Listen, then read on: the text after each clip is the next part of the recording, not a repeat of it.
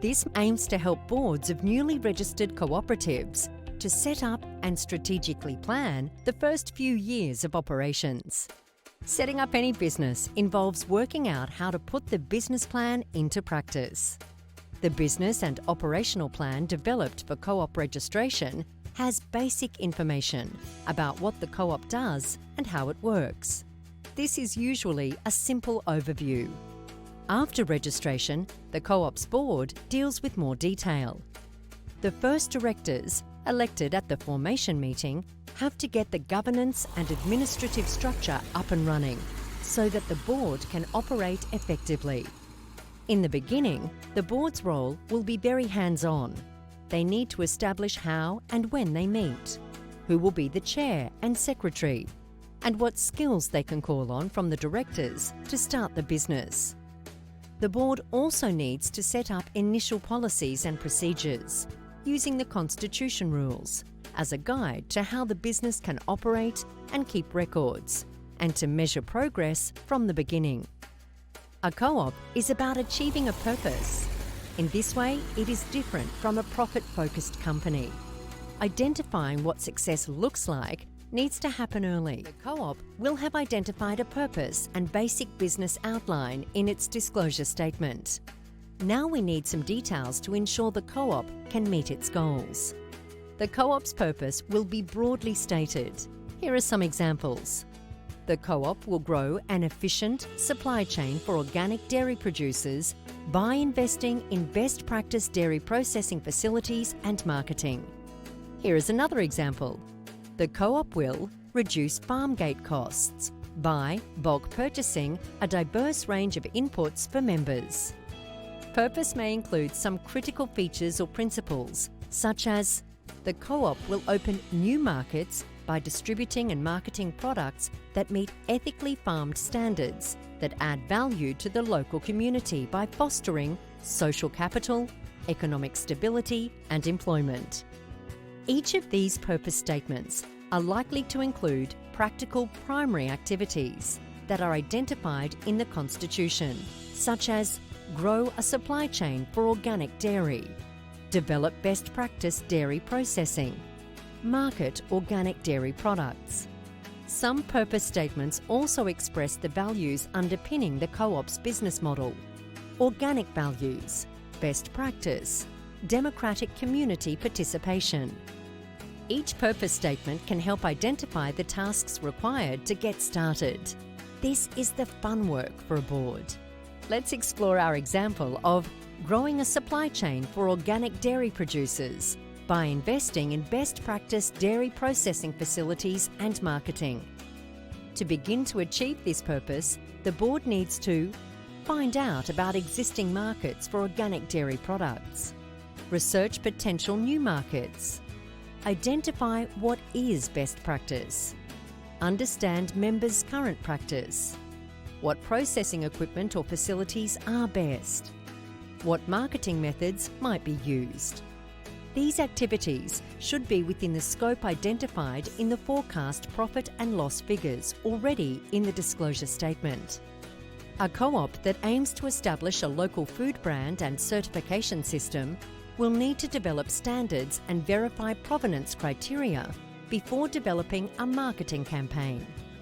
These are just some examples of the tasks that a board must identify at startup. It can't all be done at once, but the year's agenda for the board should stem from the purpose and description of the co-op's primary activities.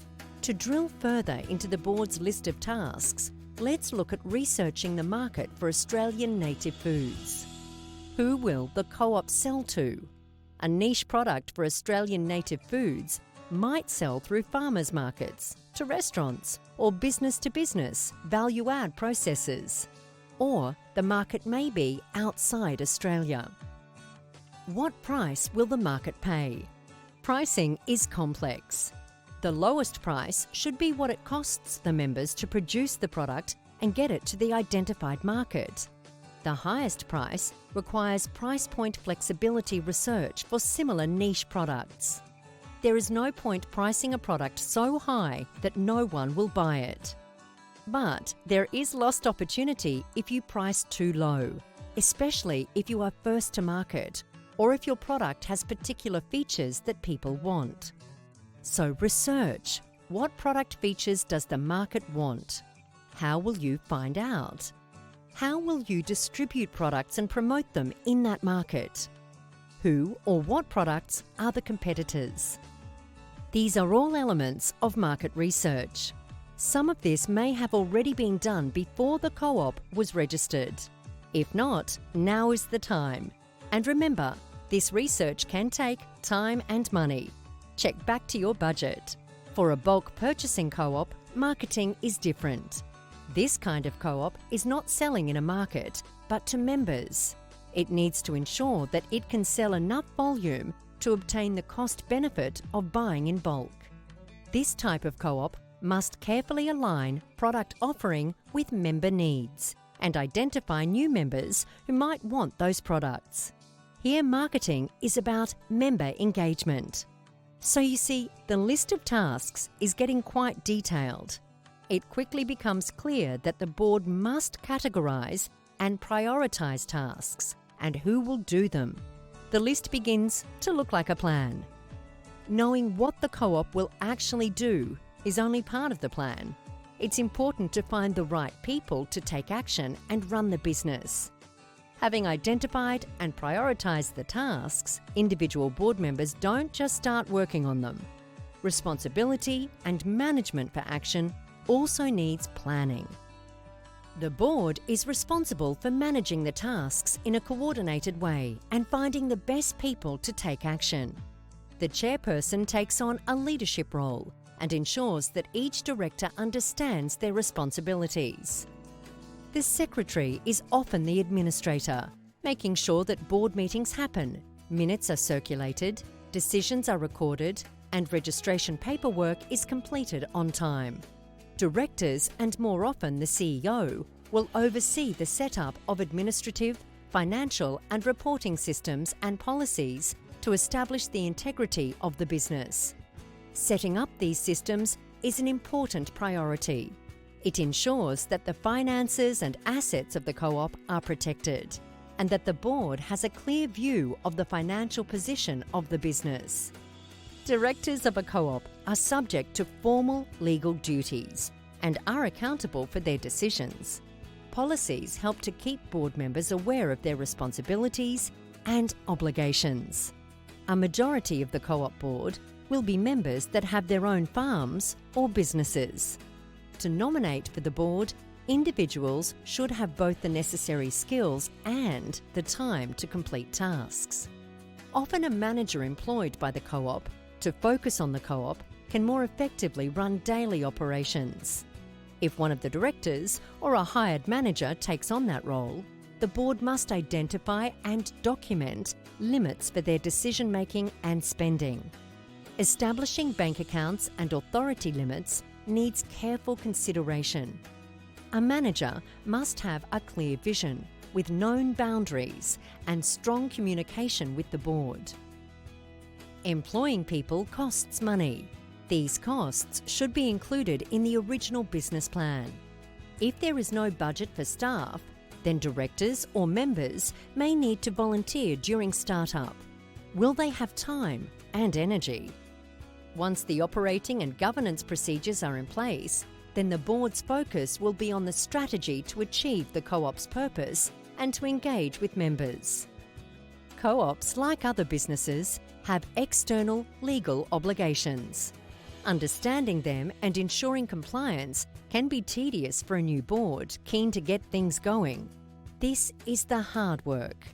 Many of the external legal obligations are well known, such as obtaining an ABN and tax file number and registering for GST. These registrations are free from the Australian Tax Office but can be time-consuming. Co-ops must also keep accounts. Various online packages provide simple transaction record systems and business activity statements for tax purposes. Cloud-based accounting packages may seem expensive at first, but can provide efficient transaction processing and reporting that is cost-effective. An accountant will help find the right solution for your needs and budget. To protect the co-op's assets, public liability, business and other insurances need to be arranged. There is also regulatory compliance.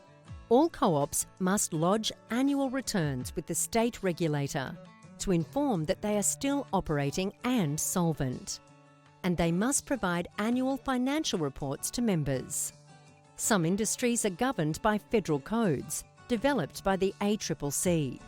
These help build market fairness and protect small businesses and consumers. For example, there is a code of conduct for agents and suppliers in horticulture that sets contracting standards. If the co-op has paid staff, they will need to be covered by workers' compensation insurance.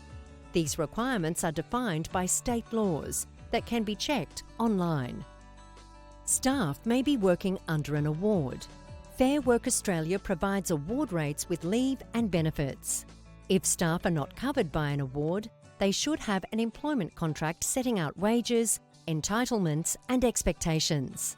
The co-op is responsible for the workplace health, safety and well-being of all staff and volunteers. Does your insurance cover volunteers? A co-op business is not created overnight. Governance and administration systems may take weeks or months. The hands-on role of the board at startup will be different from its role after the first year or two. It's important to get the governance and administration system settled as soon as possible, and it often pays to employ professionals. By employing staff for administrative tasks, the board can focus on strategy to achieve the co-op's purpose. This is what the board is ultimately for. However, initially the board must ensure these systems meet legal obligations. Regulators understand that this takes time, so new co-ops have 18 months before they must hold their first annual general meeting. Take the time to get it right. For now, take a break and check out what registrations you may need to arrange. Or have a look at the Australian Business Register website to see what entities must have an ABN. The Australian Tax Office has moved to an online lodgement system for BAS returns and other regular lodgements. If you're not familiar with these systems, you might need some professional accounting help to get you started. Now we will look at how to measure success. The board of the co-op needs to monitor progress and communicate achievements to members. Members want to see how their co-op is meeting its purpose and delivering on the member value proposition. As for-purpose organisations, co-ops need to demonstrate to members that they are meeting their purpose. This is not the same as simply showing a profit in financial reports. As we discussed in Module 3, co-op boards should regularly interact with members to check if the co-op is meeting their needs. Objective measures can help show members that the purpose is being achieved. One way to do this is through specific goals or key performance indicators, KPIs. These can be financial or non-financial goals, which demonstrate the co-op member value proposition or purpose. Financial targets are measured by financial performance indicators. The most common of these is return on capital employed. Co-ops with significant assets often use this measure. The return on capital employed measures the value obtained from assets. Calculate this by dividing net profit by net assets. That is, gross income less costs and expenses divided by gross assets less liabilities. A co-op with a net profit of $3,000 and net assets of $40,000 will have a return on capital of 7.5%. This means the organisation is making a good return on its assets. A startup might make a loss in the first year or so and may not have many assets. Startup funds are often spent on setting up.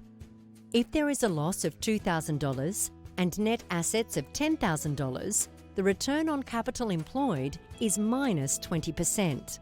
That's not great. But by measuring this from the start, it's possible to track improvement. It is normal to take a couple of years to achieve a good return on capital. Another financial measure of success which may be more useful at startup, is net profit as a percentage of members' funds. This can be useful in the co-op's early life, depending on the purpose of the business and the amount invested by members. It is calculated by dividing net profit by member funds and shows the return on the amount a member invests in share capital. It is not necessarily a measure of potential dividend. At startup, members will be keen to see profits reinvested for growth. This measure tells the board and members how hard their investment is working. Another measure is the gearing ratio, sometimes called the debt-to-equity ratio. It is used to demonstrate the degree to which the activities are funded by members or creditors. To calculate, divide total debt by members' share capital. This measure is only meaningful for co-ops that use loan funds or take on debt. Another financial performance indicator is the net profit distribution to members. This measure is normally a measure used by companies to show dividend returns on share capital. Understanding the co-op's purpose is critical if this measure is used, because co-ops' distributions are usually rebates or discounts based on member transactions. Use net profit distribution to members measure to demonstrate how well the organisation is meeting members' financial expectations. It is calculated by dividing annual payout to members by total member funds. This gives a percentage of the return against the member's investment in the co-op share capital. As the volume of transactions with members increases, this measure shows the benefit of a member's share capital staying with the co-op. It will become a key indicator to retain and attract members. The last financial performance indicator probably makes most sense to small startups, where boards have to work hard to get the business up and running. The return on work done measures the value achieved by those long hours of work by directors, members and staff. Often a startup has little capital and relies on both paid and unpaid hours provided by members. It is useful to record these volunteer hours using a notional wage to get a total cost of work done. Be realistic with the hourly rate. What would you be able to afford if you replaced the volunteer with an employee in that role? Cost of total work done will also be useful when deciding if some or all of the volunteer hours can be replaced by paid hours. By giving this time a value, it is possible to calculate a return on work done by dividing net profit by the cost of work done. This is a useful measure at startup because a lot of the work done in the first year is about setting up the organisation to succeed, finding customers and suppliers, developing good relationships, and working out production and delivery systems. These add excellent value, but not necessarily dollars, to the business. This is value that is not counted as assets and is frequently seen as just cost, but it is a value that the co-op's members should be aware of. Some of these financial performance indicators seem inappropriate at startup, but remember, all new businesses start lean and take time to turn a profit. Using the indicators early helps to track performance year on year. Boards must monitor financial liability, but co-ops also have a purpose, and they work best when they achieve that purpose and serve their members. Members don't necessarily just focus on profit. Often, it is about delivering something that they could not have achieved individually. For many producers, the benefit might be new markets for their products and support for them to access those markets. These achievements might limit profit for the co-op, but they can boost profits for members. So a cooperative needs to identify KPIs that show members how the co-op delivers member value and achieves its purpose. See how the tasks to achieve the purpose connect with the efforts to measure progress. Each task requires time, and some tasks depend on others. By prioritising and estimating the time taken to achieve them, the board sets milestones. Reaching the milestone means another task is ticked off the list. Because these activities are linked to the co-op's purpose, the milestones are the non-financial performance indicators. The process of identifying the tasks, their priority and time frame is called strategic planning. It happens with a view to the budget, which brings the fun work and the hard work together. So the non-financial performance indicators are the tasks the co-op needs to achieve. As a performance indicator, they need to be measurable. In the example of Australian native food, identifying a market is a particular task, a non-financial performance indicator. But this new market is also core to the co-op's purpose, so it needs to be lucrative and stable. There needs to be a reasonable view of its financial potential. Establishing a market doesn't happen overnight. The board should estimate what might be achieved. Claims of market share growth should be conservative.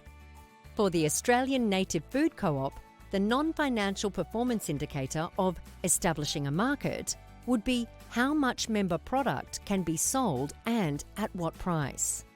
The milestone will be the realistic estimate of product sold and the expected price for both the short and long term. By assigning a target, the board is able to measure actual achievement, and this should be communicated to members, even if the target needs to be modified later. At startup, administrative activities take time.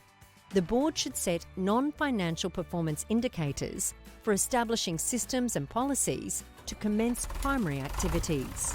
Reporting on this to members shows that their co-op is switching on. Non-financial measures give a co-op something positive to report on as they build value for members and work towards the traditional financial indicators. These non-financial performance indicators are strongly linked to purpose. Although Norco is not a startup, it provides a mixture of non-financial and financial information to members. Take a look at Norco's performance measures. It reports to members on production per member, number of member farms, total member milk intake. As well as financial performance for member returns, Norco also reports on building the cooperative's strength and resilience. New co-ops have a lot to do. It's important to recognise that not all boards have the skills to run their own strategic planning process. It is often a good idea to engage a professional to assist the board in the early stage and to prepare a strategy map. Because co-ops are for-purpose entities, strategy will need to concentrate firstly on non-financial performance indicators. The balanced scorecard strategy is one good method for cooperatives to identify non-financial performance indicators and develop appropriate metrics for measuring. Good luck with your new cooperative enterprise.